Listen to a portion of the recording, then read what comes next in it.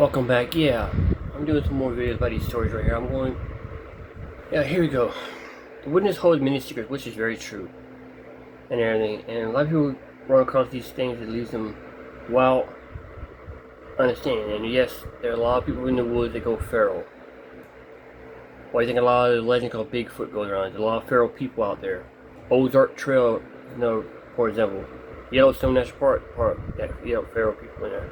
A lot of these people go in these woods, these big national forest woods, and get lost, and then they revert back to their primal nature. Because you gotta understand, mankind is still an ape in some sorts. We still can be violent as hell as animals. Well, so go ahead and watch this video, shall we?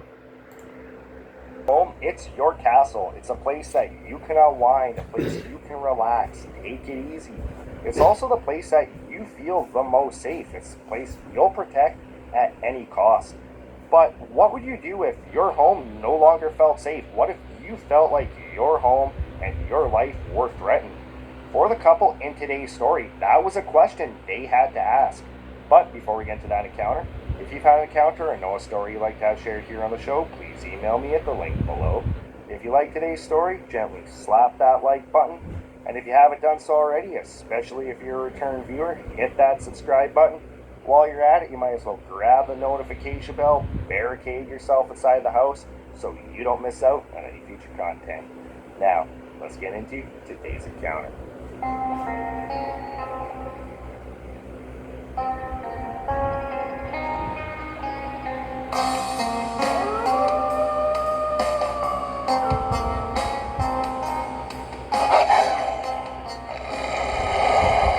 Marissa was born in the mid-80s and she grew up in Calgary, Alberta, which is one of the largest cities in Alberta. And even though she grew up in the city, she was a cowgirl at heart. Her grandparents owned this massive property right up along the foothills of the Rockies, only a couple of hours away.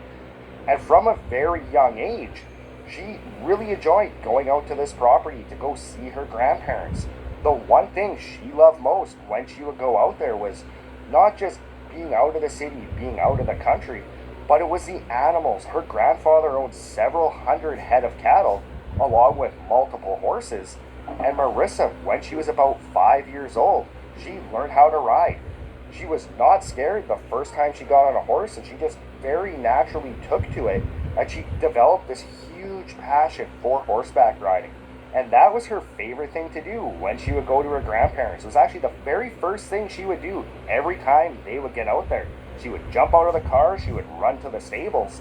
And over time, it just became known to the family that if they were looking for Marissa, they could not find her, she would be in those stables with the horses. As she got a little bit older, she continued to ride. She actually was doing incredibly well.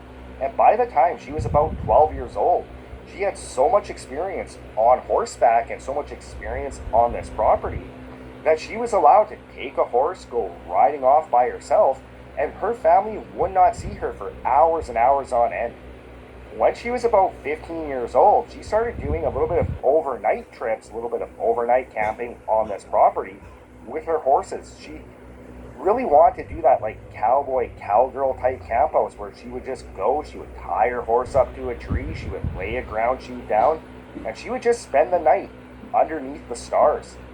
Now, one other thing that her grandfather did teach her, because she was always going off on the property by herself, was how to use a rifle. So every time she went out, she always had her grandfather's lever action 30-30 with her in the saddle of the horse. So her parents and her grandparents, they were not really overly concerned about wildlife. Yeah, there were bears on the property, the occasional grizzly would come down from the mountains, but it was relatively few and far between. They did not have a problem with wolves.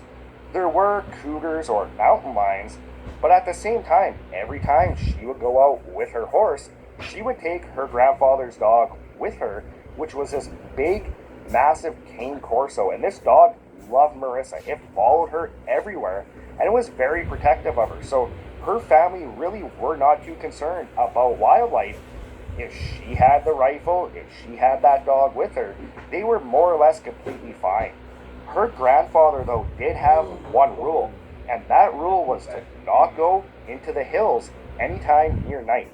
it would be okay if she went up in the hills during the day, and it was okay for her to camp out on the property, but she could not go anywhere near the far side of the property where the foothills of the Rockies began.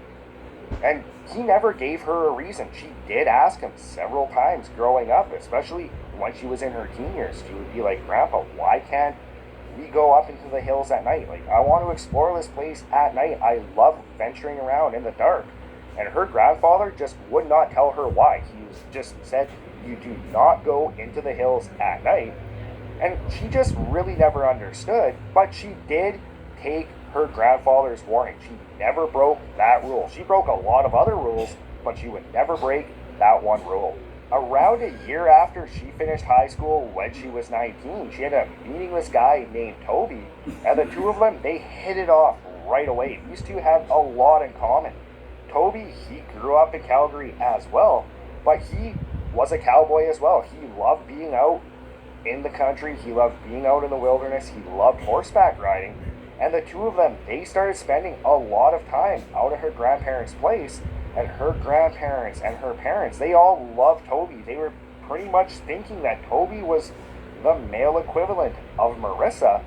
And basically, about a year later, they got engaged. And they had a shotgun wedding. They were engaged. 2 months later, they were married. And then the two of them tried to figure out what they wanted to do with their lives. They knew they wanted to someday have a property like her grandparents, but land in Alberta was incredibly expensive.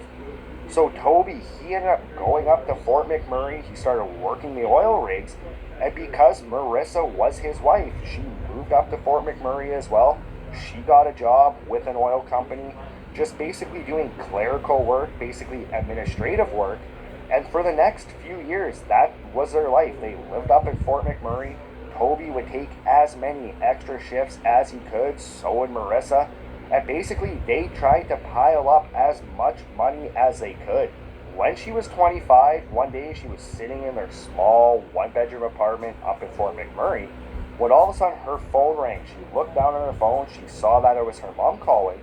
Grabbed the phone, she answered it, and that's when she found some very devastating news out. She found out that her grandfather had suddenly passed away of a massive heart attack, and Marissa was devastated. She idolized her grandfather. She loved him with basically every fiber of her being. She grew up admiring him, wanting to have a life like him, and they were incredibly close.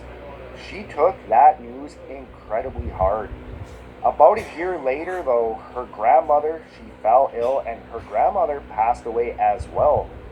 Now Marissa was even more devastated because now both of her grandparents, which were pretty much like second parents to her, they taught her all about running a farm. They taught her how to be a cowgirl.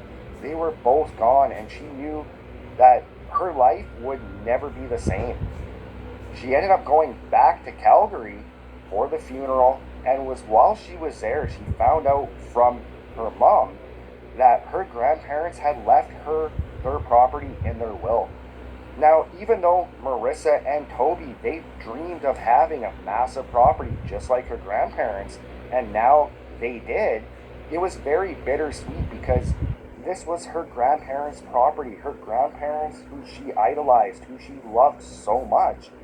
And just knowing that now she would have their property, it really kind of gave her a lot of closure, but it also really kind of just sunk in that they were both gone and that she would never see them again. So even though now she was going to have this big property, she really was not that excited just because it was all just overshadowed by that immense amount of grief. Both Marissa and Toby talked about when they would go move onto this property because they knew that there were all these cows. They knew this place had to keep running. But at the same time, Marissa just did not feel right. She just did not want to go back to her grandparents' house without them being there. And it ended up taking her a few months before she finally agreed to be, you know what, okay, let's move into their house. So a few months later, once she finally agreed to that, they packed up all their stuff up in Fort McMurray. They drove back to Calgary. They settled in their new place, which was her grandparents. And Marissa found that the place just had this different vibe. It was no longer filled with the aroma of her grandmother's cooking. It was no longer filled with the sound of her grandfather's laughs, her grandfather's jokes. But at the same time, it really did feel like home. She did feel that sense of peace. It was like parts of her grandparents were still with her in that house. And she really used that feeling to kind of accept what had happened and kind of try to plan for the future. The first year on the property went really good for the couple. They ended up expanding the herd of cattle by about 300 head, and things were really good. Marissa, she started going off doing her overnight campouts just like she did as a kid. Sometimes Toby would join her, sometimes he wouldn't.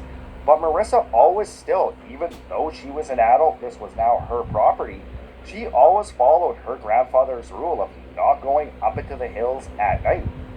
However, there was one night her and Toby, they had planned to go camp out under the stars in Marissa's favorite spot, which was on the far side of the property. It was up towards the bush line, right at the base of the hills. There was a small creek that ran through the hills right up along the bush. There was trout in this stream, and she would quite often go fly fishing in it. And there was this one lone tree on the opposing bank of the river from the woods that she would always camp out at.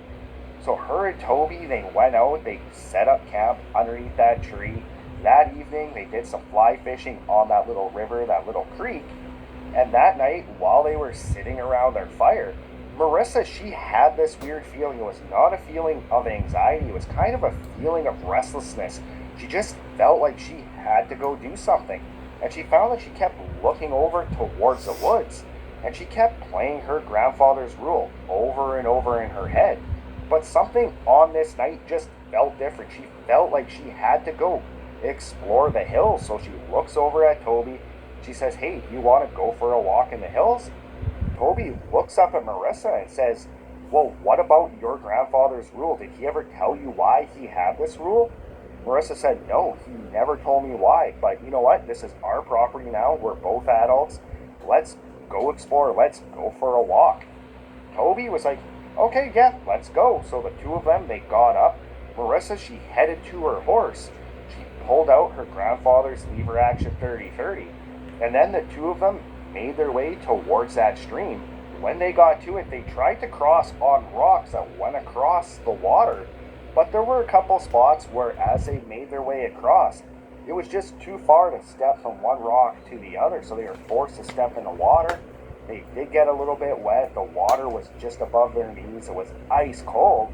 But the two of them, they really didn't mind that much. They continued crossing the stream. They got to the opposing bank. Once they got to the opposing bank, Marissa started to feel like something was just not right. Something about the night just felt off. She felt like the air was heavy, but at the same time, she felt this draw pulling her into the woods. So her and Toby, they continued making their way towards the trees. They got into the bush line. Then for about the next half hour, they made their way in the dark around the trees, Marissa holding out a flashlight.